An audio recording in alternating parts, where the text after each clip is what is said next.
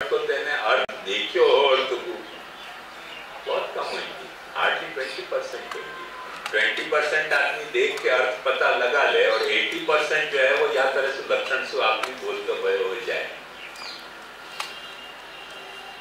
जैसे देख सीधे की बात होता हूँ एकदम, ये तो अकबर को इंसिडेंटली एक्सीडेंट की तरह फोटो देख लिया, तेरे परदादा को फोटो देने नहीं दी हते कि नहीं परदादा कैसे जान रही लक्षण के याद आया पता जान रही है। दादा एक मैं एग्जांपल उसमें लक्षण उत्पत्ति आई कि नहीं? मैं कौन समझो चोरी भाई, मैंने चोर को देखो है स्टोरी भाई समझो, और मैंने चोर को देखो है और मैं पुलिस को डिस्क्राइब करूँ कि उसके ऐसा फेस हो, ऐसे मुझे थी, तो उस कैश फ्लो कर तो वो लक्षण उत्पत्ति ना है।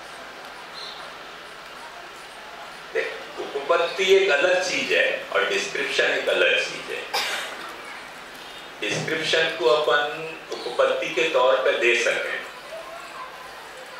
और कभी कभी अपन उपपत्ति के लिए डिस्क्रिप्शन नहीं देते हुए अपन खाली कोई चीज को डिस्क्राइब करने के लिए देते हुए। तुमने तो नहीं सुने होगा, हमारे बचपन में सब लोग बहुत बोलते थे और वो गुजराती की नहीं है, हिंदी को एक वो है बड़ा मजेदार दोहा है, लाल बुझक्कड़ बूझिया और न बूझा कोई, पग में चक्की बांध के हिरना कूदा हो। एक गांव में से रात को हाथी गुजर गया, बड़े बड़े पैर के छाप आई, गांव वाले सब परेशान हो गए कि इतने बड़े जानवर यहाँ से कौन गए। तो एक लाल बुझक्कड़ तो जब उतार करने की आदत होती तो वहां ने तर्क किया कि ऐसी संभावना बहुत है कि पैर में चक्की बांध के पत्थर की हिरन कूद तो भयो यहाँ से चले गए, तर्क उपपत्ति भाई ना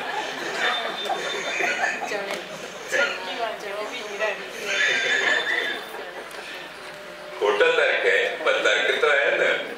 तो वहां पे ऐसे कहा जाता है कि लाल बुझक्कड़ बुझिया और न बुझा कोई की समझ में ही नहीं आया तो क्या हाथी कोई गांव में देखे नहीं तो, और हाथी के फुटप्रिंट थे तब जहाँ में तर्क शक्ति है वहां तर्क करना शुरू किया।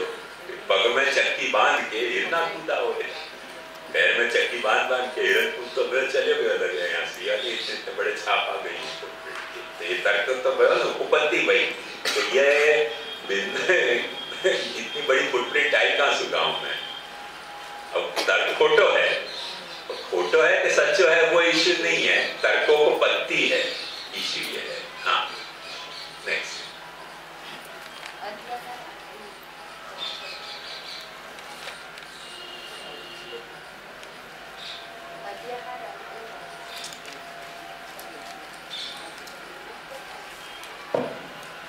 અધ્યાહાર અને ઉ અધ્યાહાર એટલે વાક્ય રચના અધૂરી છે અને ઉ એટલે તર્ક પ્રણાલીથી કોઈ વાત કહેવામાં આવે છે તો એ ગ્રામેટિકલ વાતથી બરાબર છે પરંતુ લોજિકલ વાતથી સાબિત નથી થઈ શકતી, તો એના માટે ઉ કરવું પડશે। હરણા કૂદ્યા હોય એ લોજિકલી હરણના પગમાં આટલી તાકાત ક્યાંથી આવે કે ઘંટી લઈને પગમાં બાંધીને કૂદતો હોય જાય, ત્યાં કઈ એવું કરવું પડશે ને। निष्कर्ष सारी बात का सार, जो बात कही ना उसका पूरा सार या मूल बात, मतलब पूरे टेक्स्ट में जो भी बताया। माने निष्कर्ष दोनों तरह के हो सकते हैं, सारी बात के सार के रूप में भी हो सकता है, कभी कभी जो बात कही गई है उसको फिर से रिपीट करने में भी निष्कर्ष कहा जाता है, उसको जस्ट रिपीट कर देते हैं निष्कर्ष के तौर पर कि इससे फिर ये सिद्ध हो गया। निष्कर्ष के दोनों नेचर होते हैं। तो अपन ने तात्पर्य और निष्कर्ष में क्या अंतर है? तो निष्कर्ष में तात्पर्य तो रहेगा, ऊपर भी तात्पर्य निर्देश है तो, और यहाँ निष्कर्ष हर वक्त तात्पर्य को विषय नहीं हुआ है।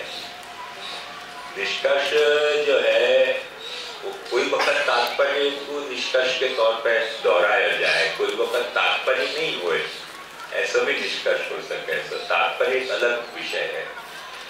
देखो लिख लो तो फिर कंफ्यूजन दूर हो जाएगा कि जो भी अपन शब्द वापरे हैं शब्द के कुछ रूढ़ अर्थों में है।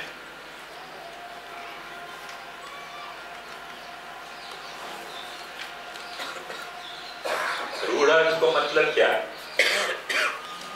कि अपने को पता नहीं है कि ये शब्द को ये अर्थ क्यों है, पर पहले से या तरह से कहते आ रहे हैं। वह अर्थ में वह शब्द को रूढ़ अर्थ माना जाए।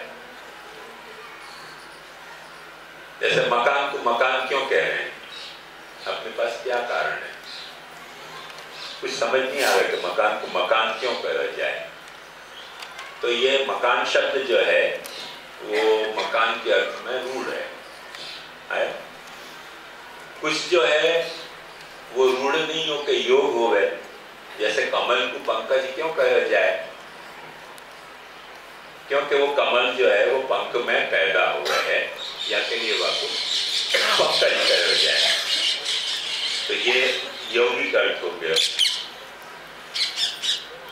कभी कोई यौगिक अर्थ पास रूढ़ और हो जाए, क्योंकि पंकज में बहुत सारी चीज पैदा होती हैं, उनमें से कोई एक चीज को ही पंकज कहा जाता हो, कमल को। जैसे कमल के पत्ता भी वहीं पंख में पैदा हुए हैं, पर उनको पंकज नहीं कहा जाए, पत्ता को, कमल को ही पंकज कहा जाए। तो कमल के अर्थ में पंकज शब्द जो है वो योग नहीं होके केवल योग रूढ़ है, योग प्लस रूढ़ हो गया है। कुछ शब्द जो है वो लाक्षणिक हो, लक्षणासु हैं। लक्षणा को मतलब क्या कि गांव, गंगा पे गांव बसे पे है।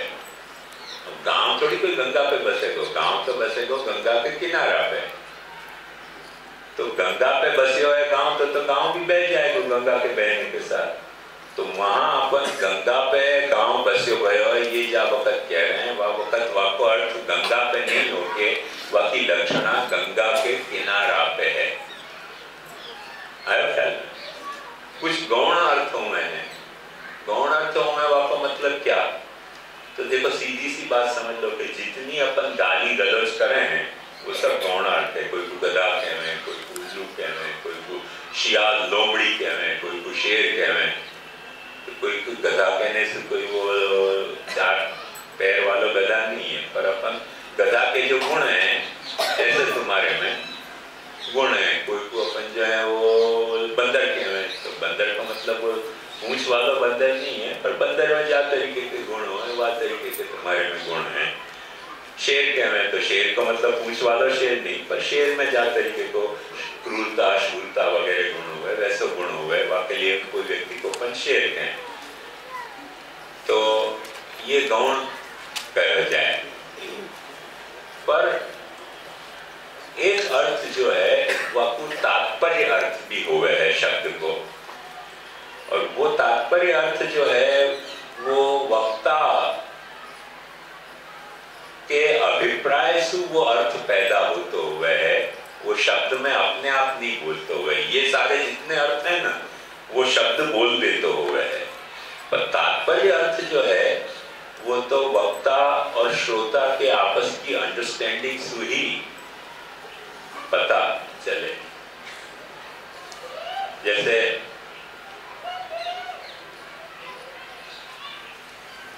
ये जो भी मिलिट्री ऑपरेशन हुए तो वहां को वो कुछ एक नाम दे दें, ब्लू स्टार ऑपरेशन। अब वो ब्लू भी नहीं हो, कोई स्टार भी नहीं हो, बैठे बैठा एक नाम दे दियो। ब्लू स्टार को तात्पर्य कोई ठिकाने अटैक करना है, तो वो क्योंकि कोडेड वर्ड रखने के लिए वो कोई एक ऐसा शब्द गढ़ लें कि जाको अर्थ सुनने वालों और कहने वालों ही समझ सके, सब नहीं समझ सके। वहां शास्त्र को बड़ा प्रसिद्ध उदाहरण ऐसे कहा जाए है कि अस्तंग गच्छति सूर्य, सूर्य जो है वो अस्त हो रहा है। अब सूर्य अस्त हो रहा है, ये बात पत्नी पति को कह रही है। तात्पर्य क्या, घूमने चलो बंबई जैसा शहर हो, तो पति पत्नी को कह रहे हो भाई खाने पीने की तैयारी करो, रात के चूल्हा चौका जलाओ, वो भी तात्पर्य हो सके। सूर्य अस्त हो रहे हो, आपको अर्थ ये कहां से निकले हो? समझो शाम को कोई प्रोग्राम टीवी पे आने वाला है सूर्यास्त के समय, या 7 बजे समझो आने वाला है, तो अपन प्रोग्राम चालू होने वाला है, यूं नहीं कह के देखो अब 7 बजे कह क्या रहे हैं, 7 बजे। तात्पर्य वाको क्या है? प्रोग्राम चालू होने वाला है, स्विच ऑन करो। अब ये तात्पर्य तो वो आपस की जो दोनों की सुनने और कहने वाले की अंडरस्टैंडिंग है, वासु ही रिवील हुए है। दोनों की अंडरस्टैंडिंग से ही रिवील हो सके, वाकई बिना तो रिवील हो नहीं सके। वही है मैंने आपको ये बात बताई कैसो आकारैः इंगितैः गत्या चेष्टया भाषणेन च नेत्र वक्त्र विकारेश्च लक्ष्यन्ते लक्ष्यते अंतर्गतम मनः। ये सारी प्रक्रिया है जिनसे वक्ता क्या कहना चाह रहे हो, वाको तात्पर्य शब्द के वाह अर्थ के शब्द नहीं हुए पर दूसरे अर्थ के शब्द हुए, वासु भी प्रकट हो जाए। आया?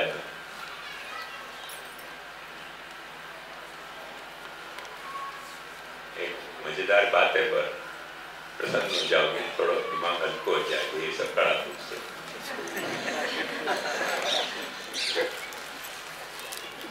हमारे यहाँ बड़े मंदिर में एक जनवरी आता, हम लोग भोजन कर लेते हैं, मैं फिर पातल वातल उठा के फेंक दो। हमें जितने ढोकला बचते ना वो सब इकट्ठे करके ले जाके कोई तो बेच आता। उन लोगों को पता नहीं कि क्या चक्कर है, तो वो समझते कि महाराज अच्छे स्वादिष्ट ढोकला लावे। तो 2-4 लड़का ने कही कि क्या महाराज आजकल ढोकला नहीं लाते हो? ढोकला नहीं, वो अधरामृत कहते तो कि ये अधरामृत है। तो वो गुजराती है, सब छोकराएं समझते थे कि ढोकला का नाम अधरामृत है। तो उनने वहां जलगड़िया से पूछी कि क्या महाराज आजकल अधरामृत नहीं लाते? उन्होंने कि अधरामृत लावे का से महाराज पातल पे छोड़े तो लावे ना। तब उनको पता चली कि लोग ये तो कुछ लफड़ा कर रहे हो। तो बाकी उनने पिटाई करी, बदमाश उनको लूटन खिलाता है, बेच और पैसा ले जाता है हमारे यहाँ से।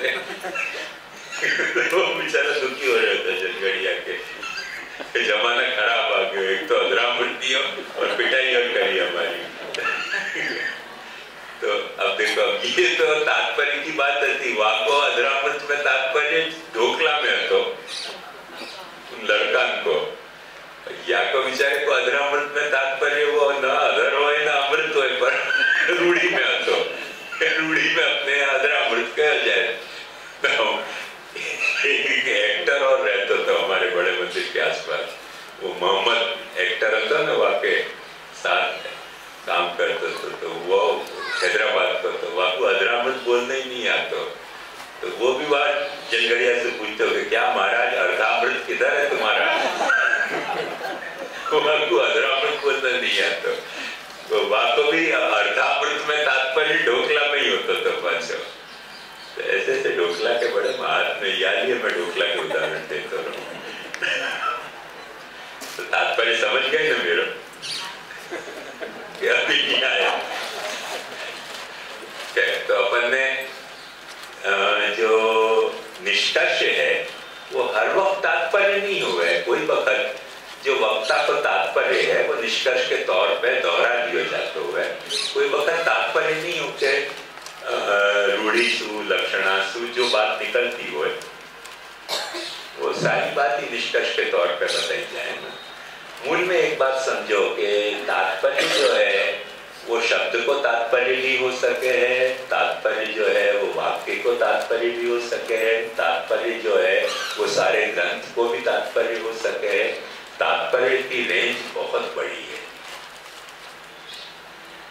एक शब्द को भी कुछ तात्पर्य हो सके, ऐसे ही एक वाक्य को पूरे को तात्पर्य हो सके। जैसे अधरामृत को तात्पर्य ढोकला, एक शब्द को तात्पर्य आया ख्याल में। सूर्य अस्त हो रहे है या 7 बज रहे हैं, ये आपके वाक्य को तात्पर्य के तो आप टीवी को प्रोग्राम ऑन करो। ऐसे आके ग्रंथ को भी तात्पर्य तो हो सके ना कुछ, जो ग्रंथ ग्रंथ में कहीं भी दिखलाई नहीं देते हुए, पर ग्रंथ को तात्पर्य ये कैसे समझ में आएगा? इंसिडेंटली वहां नहीं है ऐसा, अपन पर समझ के थोड़ी देर मान के चलो कि भागवत में कहीं नहीं कहे हो तो महाप्रभु जी सारे भागवत को तात्पर्य काय में बता रहे हैं? हरि और हरि की दशविध लीला के वर्णन में भागवत को तात्पर्य है।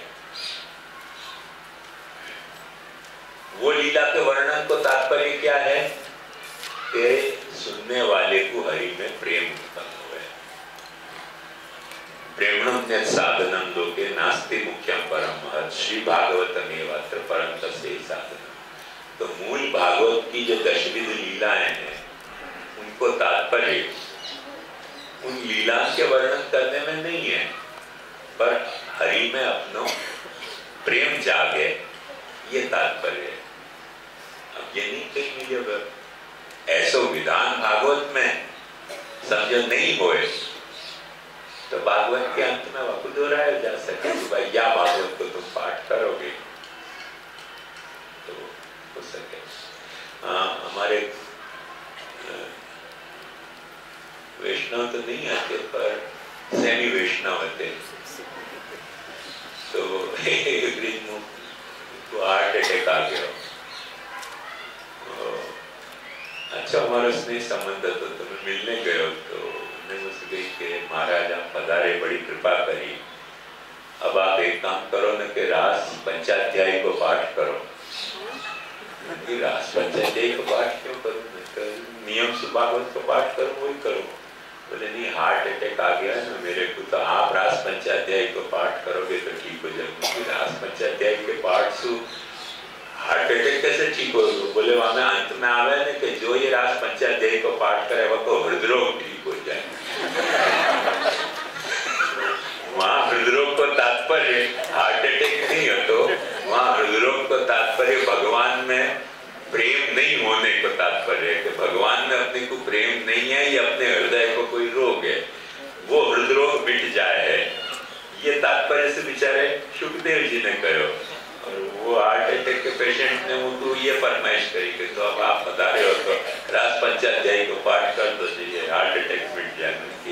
डॉक्टर्स तो बाईपास सर्जरी करवा दो, घर में रास पंचाध्यायी को या में काय को विनियोग करवा रहे हो, तो तात्पर्य में भेद हो जाए। कहने वाले कुछ और तात्पर्य से कहते हैं, वक्ता कुछ और तात्पर्य से कहते हो, श्रोता कुछ और तात्पर्य को समझ जाए, ऐसा अक्सर हुआ है। तो तात्पर्य को बोध जो है वो तो दोनों में परफेक्ट कोऑर्डिनेशन हुए तभी समझ में आवे, नहीं तो समझ में नहीं आवे।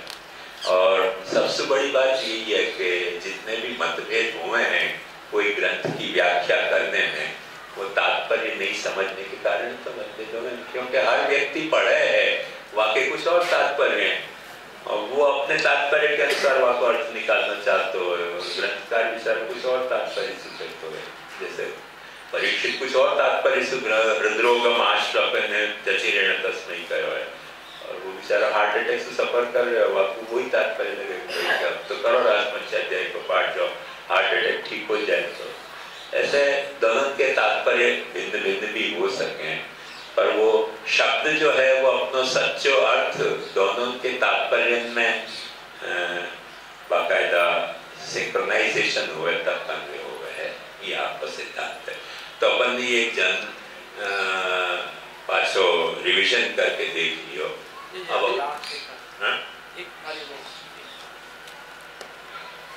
जो व्याख्या के विवरण है, जो भी वाक्य है वहाँ पर एक विवरण प्रोपोर्शन है, तद विवरण स्वर अतः व्यावर्तन जो हो वो व्याख्या के कौन से अंग में आएगा? क्योंकि यहाँ भी ये टीका में ये बात आएगा कि यशोदत संग लालित नहीं होके दूसरे को नहीं कहना, तो आपको कौन से व्याख्या है?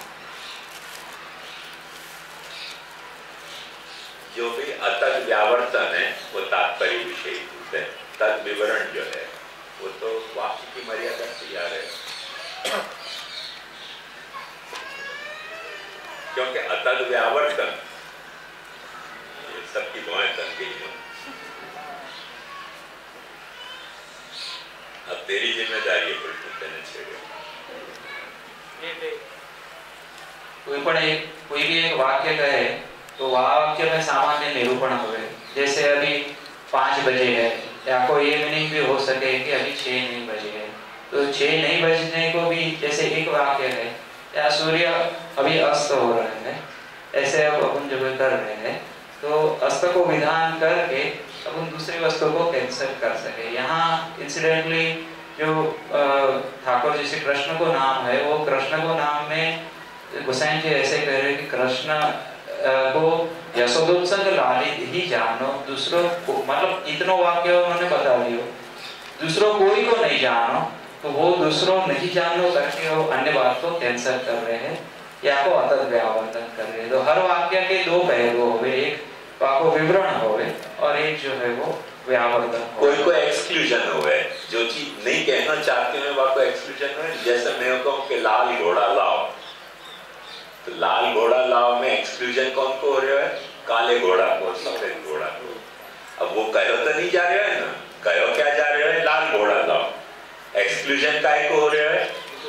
काले घोड़ा को, सफेद घोड़ा को। तो वो अतद व्यावर्तन भी वाक्य में से निकलते हुए तात्पर्य वृत्ति से, तो वो जो है वो तात्पर्य वृत्ति से निकले है अतद व्यावर्तन। और तद विवरण जो है वो तो ये सब मेथड है, वो आपके हिसाब से निकले। ये बात चर्चा भाई तो लिख लो, अच्छी बात है। तद विवरण और अतद व्यावर्तन, तो अतद व्यावर्तन जो है वो तात्पर्य वृत्ति से निकले है।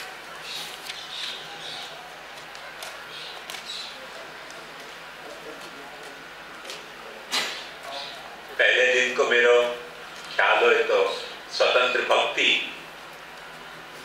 तो जब मैंने विवेचन किया तो अतद व्यावर्तन करके ही किया कि कौन सी भक्ति स्वतंत्र भक्ति नहीं है।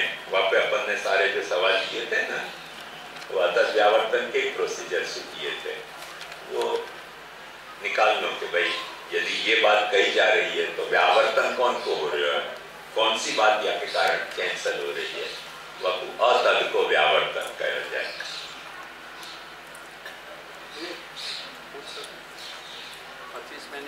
तो कैसे पूछ सके? संदर्भ यही है तो नहीं, संदर्भ तो कोई भी हो सकता है। संदर्भ से सवाल तो बैठना चाहिए तो दोनों लाभ दे ले, नहीं बैठ कर सवाल कर तो जवाब भी मांग ले, इसे दोनों पता चलेगा। हाँ,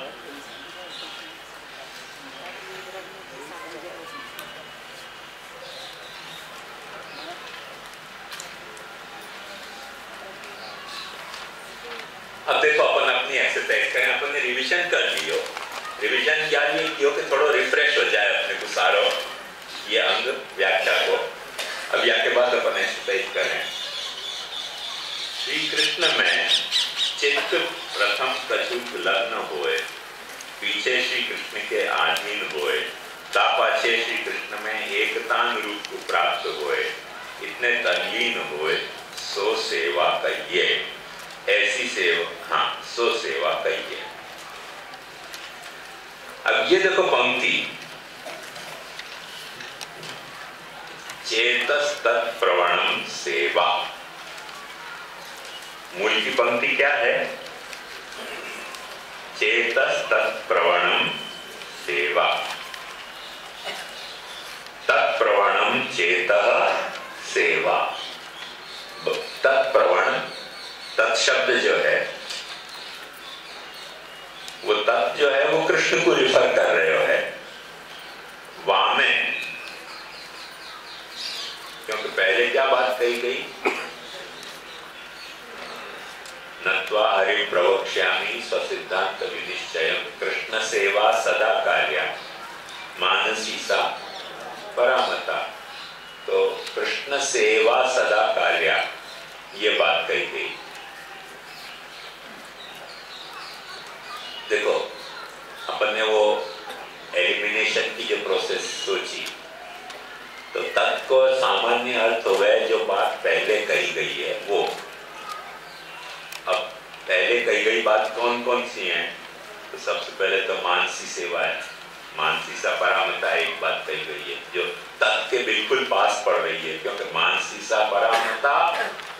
चेतस तत्प्रवणम सेवा। ये मानसिसा परामता को तत्शब्द के तात्पर्य के रूप में लियो जा सकेगो तो या लिए नहीं लियो जा सकेगो, क्योंकि परामता वो तो मान सेवा को जो परम फल रूपता है वह को विवरण है, और परम फल रूपता को विवरण है कि सेवा कौन से स्टेज पे जाके फल रूप हो जाए, परम फल रूप हो जाए। और यहाँ तो परम फल रूपा सेवा को नहीं, जनरल सेवा की बात आ रही है। फल रूपा सेवा की नहीं, जनरल सेवा की बात आ रही है। चेतस तत्प्रवणम सेवा, तो मानसी सेवा को तो वो रिफर करेगी नहीं, हरि को रिफर करेगी, हरि के नमन को रिफर करेगी। तो हरि को तत्शब्द सु हरि को नमन कहें कि हरि के नमन में प्रवण चित्त सेवा है, तो वो क्यों अर्थ नहीं फिट बैठेगा? तो वापस सीधो सा कारण एक तो ये है कि नमन जो है वो सेवा को अंग हो सके, पर नमन करते रहना खाली सेवा तो नहीं है ना। प्रवक्ष्यामि, तो प्रवक्ष्यामि को तो तत्शब्द से रिफर किया नहीं जा सके। तत् माने वो, तो वो सु कहूंगो या को तो रिफर नहीं किया जा सके। स्वसिद्धांत विनिश्चय अपन तत्शब्द को अर्थ ले सकें, तो स्वसिद्धांत विनिश्चय अर्थ लेंगे तो कैसा अर्थ होगा कि स्वसिद्धांत में प्रवण चित्त जो है वो सेवा है, पर स्वसिद्धांत में प्रवण चित्त कोई ऐसा भी हो सके कि सेवा नहीं करते और सिद्धांत में चित्त प्रवण हुए, तो वो सेवा थोड़ी कहलाएगी।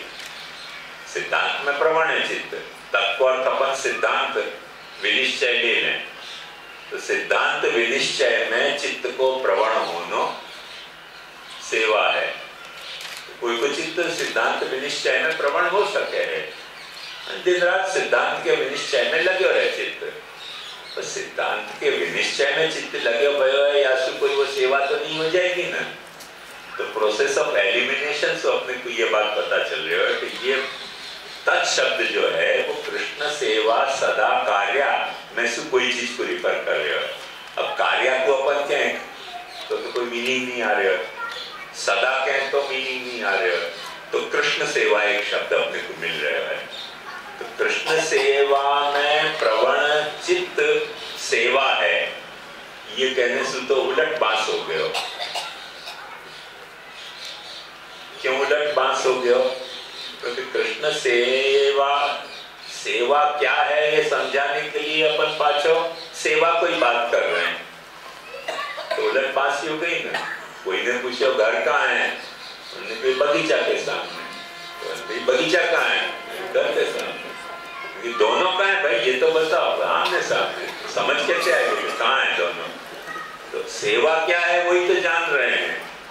वाकई ये पाशो कह रहे हैं कि चेतस तत्प्रवणम सेवा, तत् माने क्या? सेवा। तो सेवा प्रवणम चेतस सेवा, तो कैसे समझ में आएगा? क्या बात को समझाना चाह रहे हो वही बात को पाछो समझाने के लिए वापर रहे हो, तो वो तो आ नहीं सकेगा। लिहाजा एक शब्द यहाँ मिल रहे है प्रोसेस ऑफ एलिमिनेशन के प्रकार से, कृष्ण प्रवणम चेत सेवा। कृष्ण में चित्त को प्रवण होनो वाको नाम सेवा है। आया ख्याल में? सबसे अपन तत्व को जोड़ के देखेंगे ना, जब कोई से तत्व नहीं जुड़ेगा तब छेले कौन से जुड़ रहे है? कृष्ण से जुड़ रहे है। तो तत्व माने वो माने कौन? कृष्ण। तो वह कृष्ण में प्रवण जो चित्त है वह चित्त को नाम सेवा है।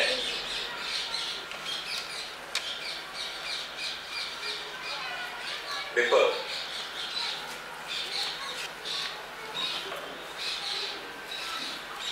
पता नहीं कि आप लोगों को वो परेशानी भई कि नहीं भई।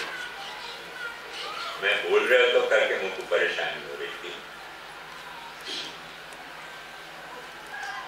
एक तो अपन सिद्धांत मुक्तावली शुरू करी, वो सिद्धांत मुक्तावली शुरू करने के लिए कई साध्य शब्द आया नहीं।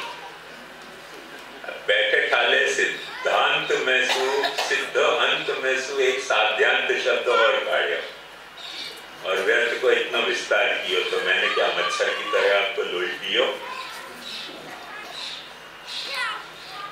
ऐसा गिल्टी फीलिंग मेरे को मन में हो रही थी, पर क्यों नहीं भाई वो गिल्टी फीलिंग, वो आपको कारण बताऊं कि निरंतर या ग्रंथ में सिद्ध और साध्य को व तरीके को ऑर्डर आ रहे हैं। चित्त को कृष्ण में प्रवण होना, ये तो एक सिद्ध कथा की बात है। साध्य कथा की बात कहाँ है? सेवा की परिभाषा करते वक्त महाप्रभु जी ने सेवा की परिभाषा, देखो एक बात ध्यान से समझो, बहुत गंभीर बात आपको समझाने जा रहे हूं। नॉर्मल अपनी समझ ऐसी है कि सेवा एक क्रिया है, कोई एक्शन है, तो एक्शन की परिभाषा क्रियापद से होनी चाहिए, नाम पद से तो नहीं होनी चाहिए ना। पद दो तरह के क्यों है, नाउन और वर्ब। तो जो नाउन है बाकी परिभाषा नाउन से होगी, वर्ब की परिभाषा वर्ब से होगी। जब एक्शन को आप डिस्क्राइब करोगे तो वर्ब की परिभाषा होगी। सेवा जो है वो तो एक्शन है, बाकी परिभाषा नाउन से कैसे हो सके? तो निरंतर महाप्रभु जी ने या सिद्धांत मुक्तावली में सिद्ध और साध्य को या तरीके से दिन रात करी है, थोड़ी देर सिद्ध, थोड़ी देर साध्य, थोड़ी देर सिद्ध, थोड़ी देर साध्य। तो जो सेवा क्रियात्मिका साध्य सेवा है, वह क्रियात्मिका साध्य सेवा की परिभाषा करते वक्त महाप्रभु जी ने अचानक सिद्ध भाषा को प्रयोग कर दिया है कि भगवान में प्रवण चित्त सेवा है। तो चित्त तो कोई एक वस्तु है, एक्शन नहीं है। बात समझ में आई? एक्शन की परिभाषा एक्शन से होनी चाहिए ना, क्रिया की परिभाषा क्रिया से होनी चाहिए। चित्त से कैसे हो गई? तो महाप्रभु जी के मन में वो भाव निरंतर बोल रहे हैं कि क्रिया और नाम के बीच में जहाँ तरीके को भेद दुनिया सोच रही है, वह भेद को महाप्रभु जी मिटाना चाह रहे हैं। और वह भेद को मिटाना चाह रहे हैं, या लिए आप फिर से रिकलेक्ट करोगे तो आपको याद आएगा। तो मैंने विस्तार से ये बात समझाई कि अपनो अहम जो है वो सिद्ध है, अपनो अहम अपने को सिद्ध है, पर वह अहम के तहत क्रियाएं कितनी सारी हो रही हैं कि अपने अहम में अपने को कुछ अच्छा लग रहे हो है, कोई बुरा लग रहे हो है, कुछ समझ में आ रहे हो है, कुछ समझ में नहीं आ रहे हो है, कुछ सुख हो रहे हो है, कुछ दुख हो रहे हो है, कोई जो है वो अपन व्यवहार सदव्यवहार कर रहे हैं, कोई दुर्व्यवहार कर रहे हैं, वगैरह वगैरह। कई क्रियाओं को एक रस्सी में बांधने वाले कोई तत्व को नाम अहम है, और सामने वालों वो अहम को अनुभूत नहीं कर रहे हो, अहम के नाम पर कई जाति क्रियाओं को अनुभव कर रहे हो। तुम्हारा अहम तुमको ही अनुभव हो रहा है। कोई ऐसी अदृश्य रस्सी है अहम की कि जासू तुम अपनी विविध क्रियाओं को बांध ले रहे हो। जैसे यशोदा जी ने ठाकुर जी को बांध लियो, ऐसे कोई अदृश्य ऐसी रस्सी है जहाँ रस्सी से तुमने अपनी विविध क्रियाओं को एक यूनिफाई करके बांध ली। तुमको वो बात समझ में आ रही है कि मेरे अहम से ये सारी क्रिया बंधी हुई है। जैसे देखो, एक सामान्य बात समझो कि मैं एक बात कहूं कि अभी आप लोग सब सिद्धांत मुक्तावली पढ़ रहे हो, तो सिद्धांत मुक्तावली पढ़ रहे हो तो मैं सिद्धांत मुक्तावली पढ़ रहे हूं या पढ़ रही हूं, ऐसा बोध है कि नहीं? है ना? सबके मन में बात तरीके को बोध है, अहम को थोड़ा सा ये बर्र को सकता है। बर्र समझो क्या हुआ? मधुमक्खी नहीं हुए, वहां को सकता, वहां में थोड़ा सा हाथ लगाओ तो सब काट में दौड़े, ऐसे बर्र को सकता है। पढ़ रहे को मतलब क्या? बैठना भी बैठने को मतलब हो सके, पुस्तक खोलना भी पढ़ने को मतलब हो सके, आंख से बांचना भी पढ़ने को मतलब हो सके, जो नोट समझ में आ रही है वह को नोट ले रहे हो वो भी पढ़ने को मतलब हो सके। एक पढ़ने में से कितनी पर निकल रही है, उन सबको अपन काय में बांध रहे हैं? सब क्रियाएं एक हैं क्या? देख लो, पढ़ने को मतलब हो सके, सुनना पढ़ने को मतलब हो सके, किताब बांचना पढ़ने को मतलब हो सके, नोट लेना पढ़ने को मतलब हो सके। अब ये सब क्रियाएं एक है, सब अलग अलग है। इन सब क्रियाओं को बांधने वाली एक क्रिया क्या है? पढ़नो। आयो क्या? ये तो आपको ठाकुर जी कृपा है कि नींद नहीं आ रही है, बाकी नींद आ रही है तो वो भी पढ़ने को मतलब हो सके ना, कि नहीं हो सके? बोलो, हो सके कि नहीं? थोड़ा सोचो, हो सके कि नहीं? हैं?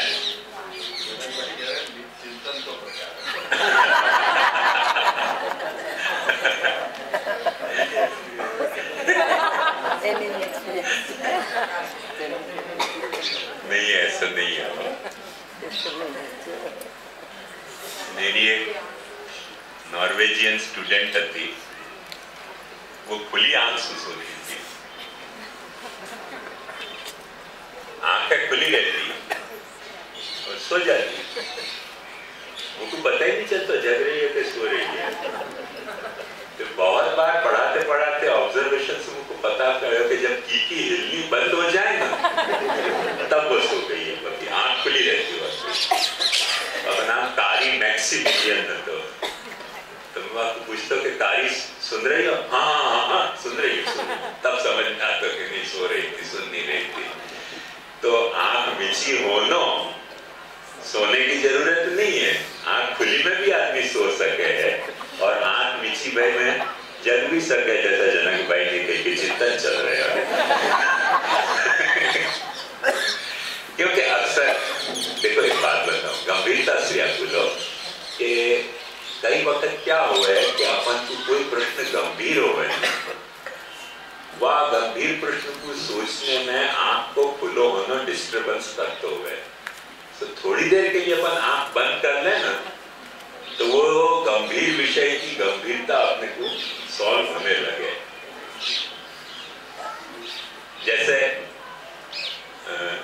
शायद बायोलॉजिकली आपको ख्याल हो कि नहीं हो, जब भी कोई गंभीर विषय आवे तो सिर में कुचर आवे, क्या कहीं यूं होवे ना, वो आपको बायोलॉजिकल रीजन साइंटिस्ट लोग ऐसे बतावे कि कुचरने से थोड़ा ब्लड सर्कुलेशन ब्रेन में बढ़ जाए, और ब्रेन में ब्लड सर्कुलेशन बढ़े वासु थोड़ा विचार स्पष्ट हो जाए। क्योंकि नींद अपने को कब आवे कि ब्लड को सर्कुलेशन में वो कार्बन ज्यादा इकट्ठा हो जाए, तो फिर वो थोड़ी नींद झोंका से आने लगे, तो यूं करके अपन वो ब्लड सर्कुलेशन बढ़ा लेते हुए।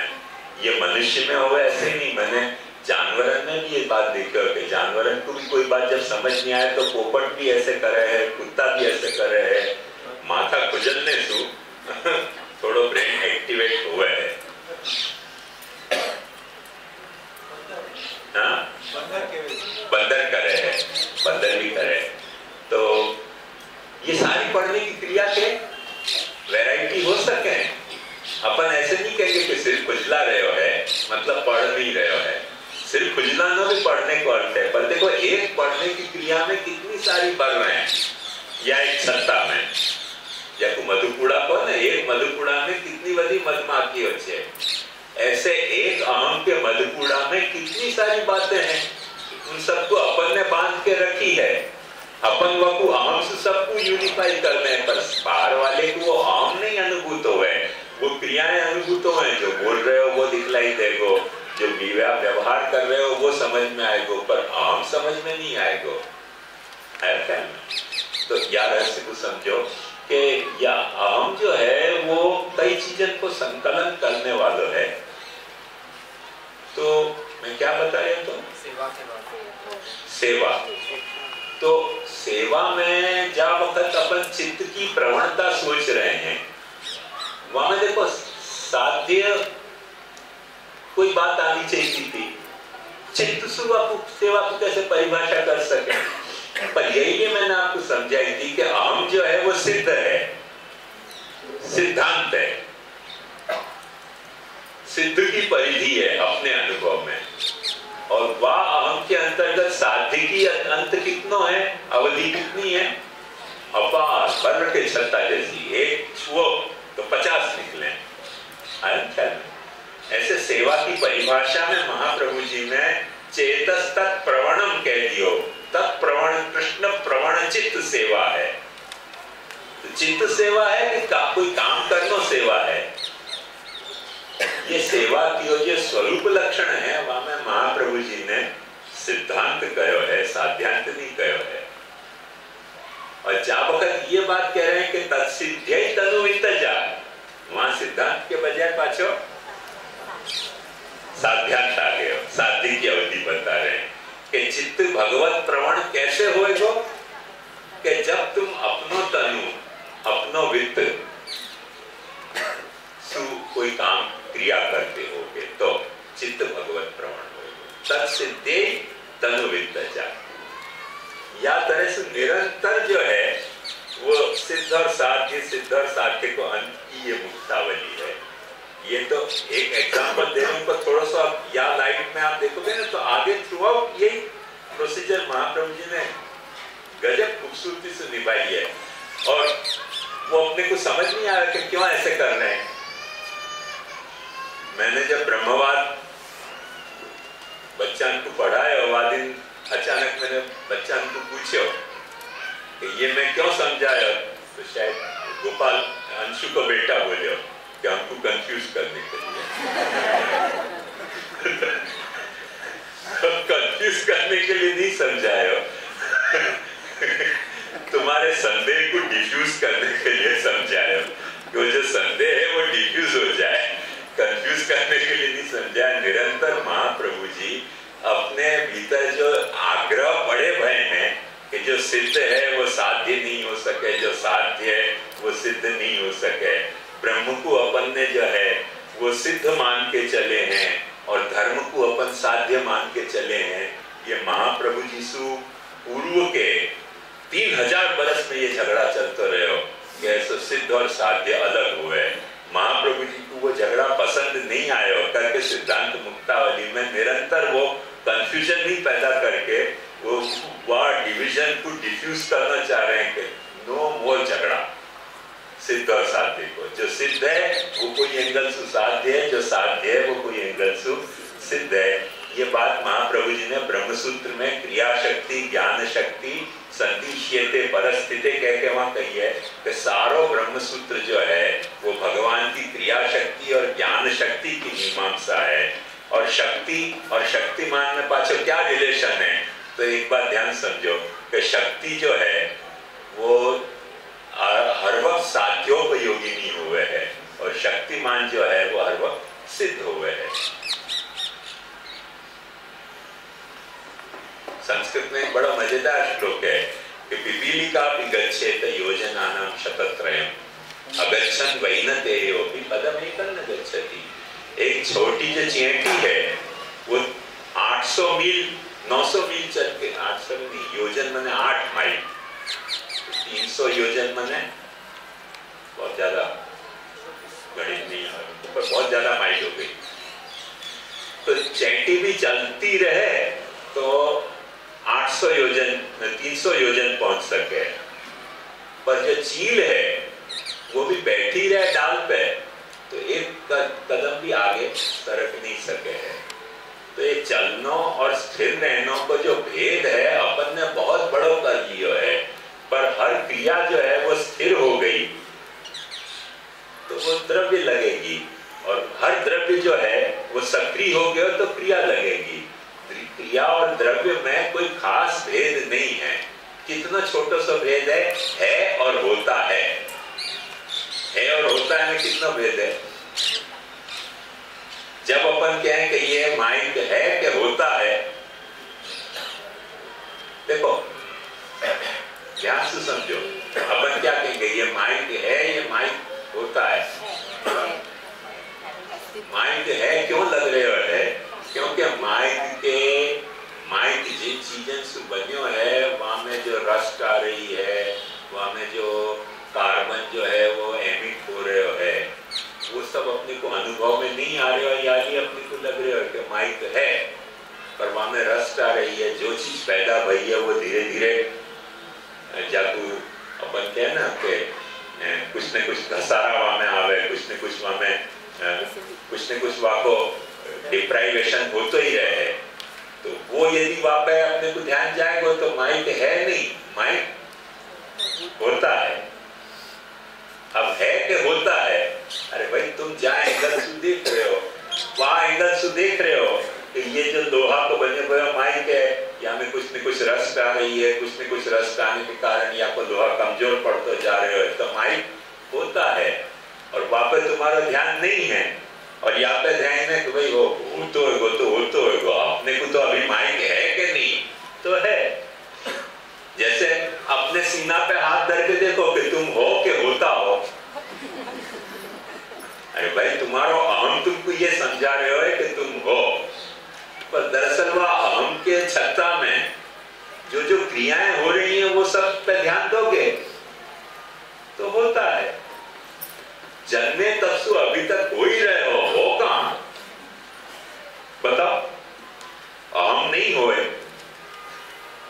तो कभी 1.5 फुट के हते, कभी 2.5 फुट के भय, कभी 3 फुट के भय, कभी 4 फुट के भय, कभी कुछ वजन न तो, कभी कुछ वजन न तो, कभी दांत नहीं हते, कभी दांत आ गए। तो ये सब तो होता है वो कहां?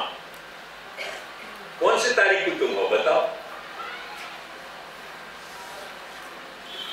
अपन कहेंगे जन्मे वादिन अपन हो गए, वादिन भी हो ही रहे थे। हर जो है वाकई भीतर एक होता है छुपे हुए है, हर होता है कि भीतर कोई है छुपा हुआ है।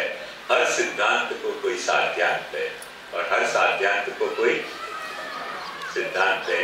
या भेद को महाप्रभु जी लुप्त करना चाहे हैं, या भेद को लुप्त करना चाहे हैं, या के लिए महाप्रभु जी ये बात अपने को समझाएंगे आगे जाके कि आदि भौतिक, आध्यात्मिक, आदि दैविक तीनों एक ही गंगा के रूप हैं।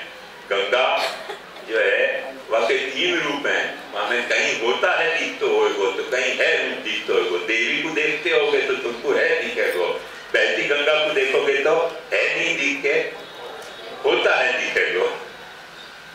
निरंतर वो पॉलिसी महाप्रभु जी ने बहुत खूबसूरती से खेली है यहाँ। और वहां पे अपन ध्यान दें तो पता चले कि बिल्कुल चुप है हो, एकदम चुप्पी मारे हुए हैं, पर निरंतर बात तरीके की चुप्पी में वो काम महाप्रभु जी यहाँ कर रहे हैं कि कुछ है और कुछ होता है। वहां को भेद मुझको नहीं मानिए, जो है सो होता है, जो होता है सो है। ये तुमको समझ में आएगी तो ये भी समझ में आएगी कि जो अपनी सेवा है वो जब तक चेतस तक प्रवणम हो गए हो तो वो कृष्ण ही है। और जो चेत कृष्ण प्रवण है वो कृष्ण ही है। और कृष्ण ही चित्त, कृष्ण ही जब तक बाहर बैठे हो, तुम्हारे भीतर बैठ गए हो तो तुम्हारा चेतस तक प्रवण चित्त है। और जब तक चित्त में तुम्हारे नहीं बैठे हो है और वो बाहर बैठे हुए हो तो तनुवित जा कर रहे हो तो वो होता है। और यहाँ वो हो गए हो। तनुवित जा करते करते तुम्हारे भीतर जब कृष्ण घुस गए हो तो चेतस तक प्रवण हो गए हो, माने चित्त में कृष्ण चढ़ गए हो। समझो चित्त एक घोड़ा है तो कृष्ण वापस सवार हो गए हो तो वो हो गए हो है। वासु कृष्ण सेवा की परिभाषा हो रही है। और नहीं तो सवार नहीं भयो है तो चलो घोड़ा दौड़ता है, जैसे अपना दौड़ रहे हैं, तनुवित जाति दौड़ लगा रहे हैं कि जासु वो अपन कृष्ण तक पहुंचेंगे। या तो है और होता है तो निरंतर यहाँ साइकिल चल रहे है। वो सब बात समझाने के लिए मैंने इतना सारा विस्तार किया, वरना मैं कोई लोही पीने के लिए कंफ्यूज करने के लिए नहीं किया। वो अपना दुराग्रह जो है वो डिफ्यूज हो जाए, मन में या तरीके को बायस न रह जाए कि नाम और क्रिया 2 चीजें।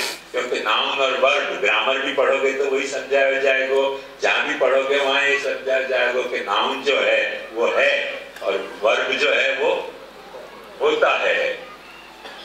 जैसे कर्ता, कर्ता जो है वो है और क्रिया होती है।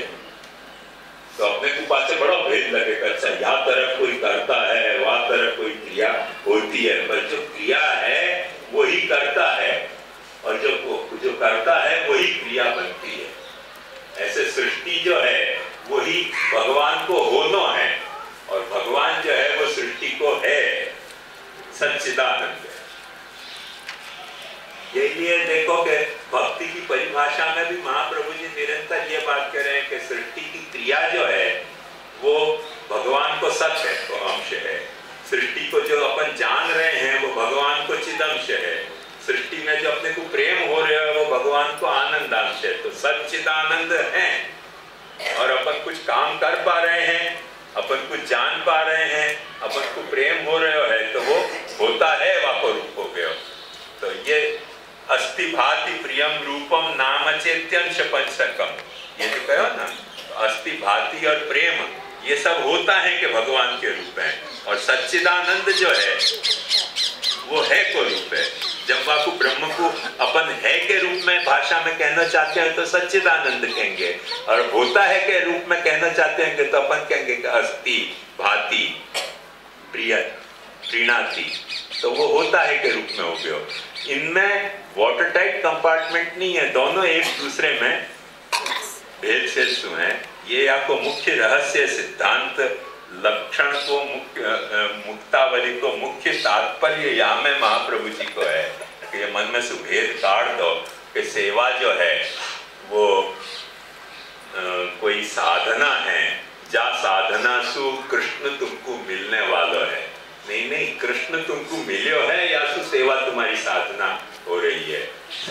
कृष्ण सेवा की साधना हो रही है, वासु तुमको कृष्ण को अनुभव होगा। तो ये जो वाटर टाइप कंपार्टमेंट है कि सेवा के द्वारा जैसे पहाड़ पर चढ़ के हम टॉप पे पहुंचेंगे, ऐसे सेवा के पहाड़ पर चढ़ के कृष्ण तक पहुंचेंगे, वो नहीं, कृष्ण तक पहुंचने के बाद सेवा करनी है।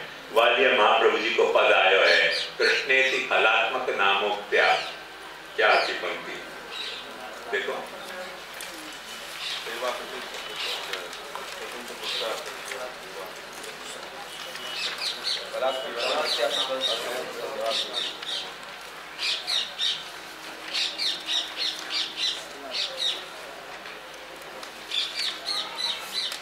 तो पंक्ति फलात्मक नामोक्त्या सेवा।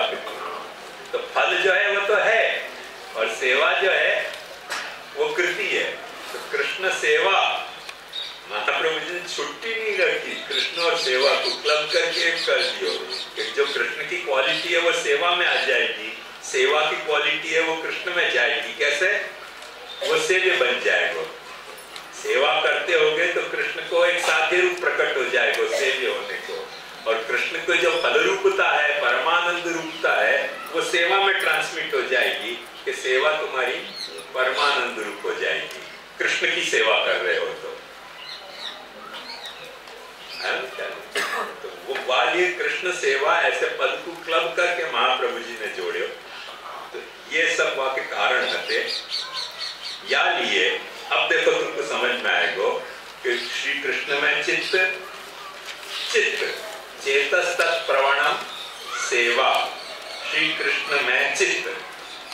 प्रथम कछुक लग्न होए, पहले लगे, पीछे श्री कृष्ण के अधीन होए। तो पहले लगे तब कृष्ण के अधीन हुए, और फिर अधीन हो जाए तब फिर एकतांता रूप को प्राप्त हुए। सो सेवा कहिए, माने चित्त जो है वो कृष्ण बन जाए, कृष्ण तुम्हारो चित्तात्मक बन जाए।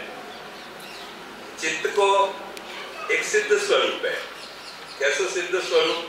अपन सब जाने हैं कि अपनो चित्त है। वहां को कृष्ण से क्या लेन देन? कृष्ण से कुछ लेन देन नहीं, अपनो चित्त है।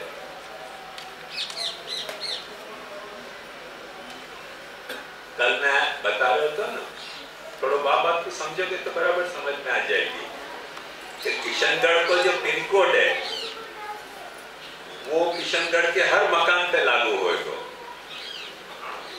पर हर मकान को जो म्युनिसिपालिटी नंबर है वो किशनगढ़ पे लागू नहीं होती। वो तो कहीं भी लेटर पहुंचा देगा तुम्हारा। वो नंबर तुमने लिख दिया अपने मकान को नंबर, खोपड़ी उल्टी क्यों चले? मकान किशनगढ़ में है कि नहीं? मकान को म्युनिसिपालिटी को नंबर है कि नहीं? बस पिन कोड लिखने के बजाय नंबर लिख के भिजवा दो। चिट्ठी आ सके किशनगढ़? क्या नहीं आ सके? क्योंकि मकान को जो म्युनिसिपालिटी को नंबर है वो कृष्णगढ़ को नंबर नहीं हो सके। ऐसे अपनी अहंता जो है, क्या तरह से अपने को अनुभूत हो रही है, वहां में ब्रह्म नहीं बोल रहे हो, पर ब्रह्म की जो अहंता है वहां में म्युनिसिपालिटी को नंबर बोल रहे हो। किशनगढ़ को मैंने 502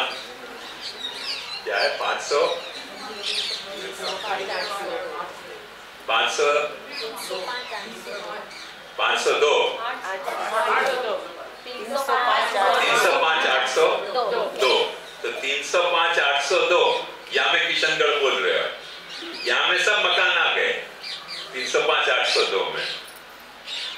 म्युनिसिपालिटी को नंबर तुमने मकान को डाले तो वहां में वो नंबर नहीं बोलेगा। ऐसे ब्रह्म की अहंता में वो सारे नंबर बोल रहे हैं, अपने भी, सुरेश भाई के भी, रमेश भाई के भी, गणेश भाई के भी, दिनेश भाई के भी। पर दिनेश भाई की अहंता में वो नंबर बोलना मुश्किल लग रहा है। आया ना? बराबर समझ गए बात? तो याद ये जो कृष्ण की चित्त को कृष्णैकतान हो जानो, वो कृष्ण हो जानो है। अपनो चित्त अपनो है, पर यदि वो कृष्णैकतान हो गए हो तो वो कृष्ण हो गए हो। वो अपने चित्त को साध्य रूप है। और अपनो चित्त जा वक्त कृष्ण में चौंटे हो तो वो कृष्ण को भी कुछ ब्रश की तरह रंग देगो अपने चित्त के रंग से। अपने चित्त के रंग से कृष्ण को भी रंगेगो। और वो जा वक्त तुम्हारे चित्त को जो रंग है वो कृष्ण पर चढ़ना शुरू भयो तो वो कृष्ण को साध्य रूप हो जाएगा। वो साध्य रूप कृष्ण को क्या तो सिद्ध रूप कृष्ण तो ब्रह्म, सिद्ध रूप तो कृष्ण परमात्मा, सिद्ध रूप तो कृष्ण भगवान, पर कृष्ण सेव्य बन गए। अब वो तुमको कृष्ण जो है वो केवल ब्रह्म तरीके नहीं दिखेगा, कृष्ण केवल परमात्मा तरीके नहीं दिखेगा, कृष्ण केवल तुमको भगवान तरीके नहीं दिखेगा, कृष्ण तुमको सेव्य तरीके दिखेगा। तो वो तुम्हारे चित्त को जो रंग है ना कि मुझको सेवा करनी है, वाके कारण जी कृष्ण जो है वो सेव्य तरीके दिखेगा।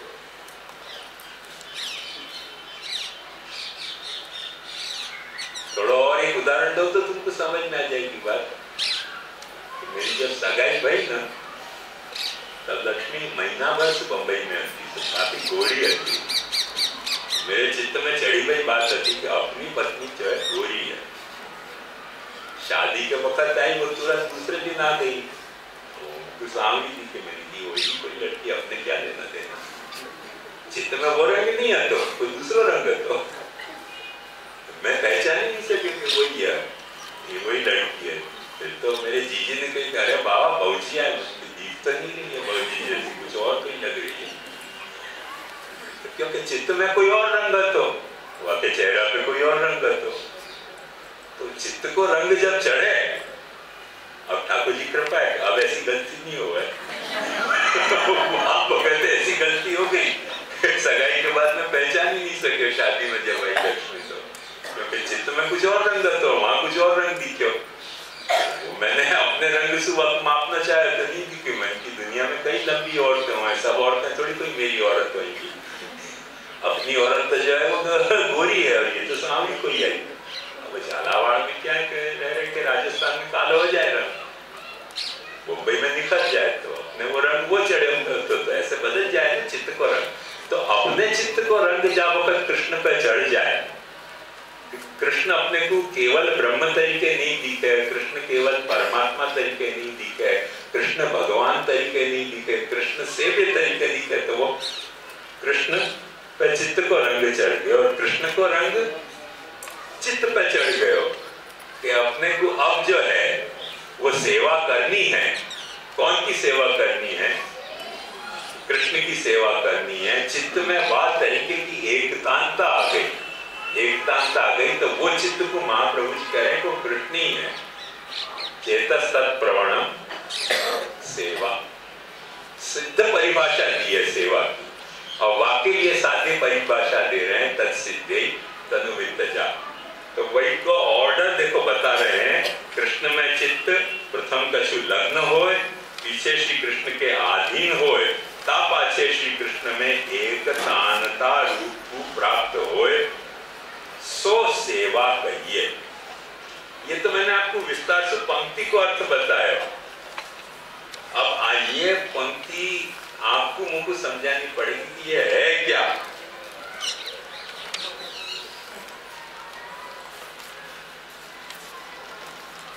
पंक्ति को अर्थ तो मैंने आपको बता दिया, तो ये पंक्ति क्या है अब ये आप बताओ। कौन हाथ चलो उनसे करो। फाइन,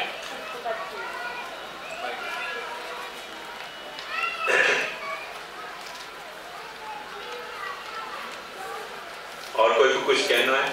क्या कर सुने माइक माइक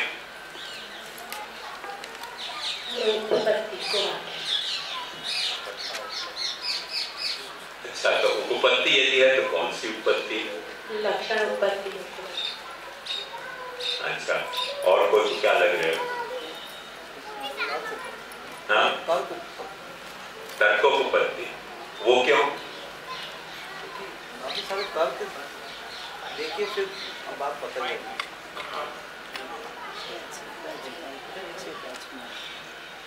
चित्त में श्री कृष्ण में प्रथम कछु लग्न होए, आते श्री कृष्ण के अधीन होए, ता पाछे श्री कृष्ण में एकताम का रूप प्राप्त होए, इसमें तल्लीन होए सो सेवा करिए। देखिए जी तो इनकी बात खोटी कि तेरी बात खोटी? मेरी बात सच्ची लगती है। तो सच्ची लगने सोगन खाने से नहीं, कारण बताना पड़ेगा।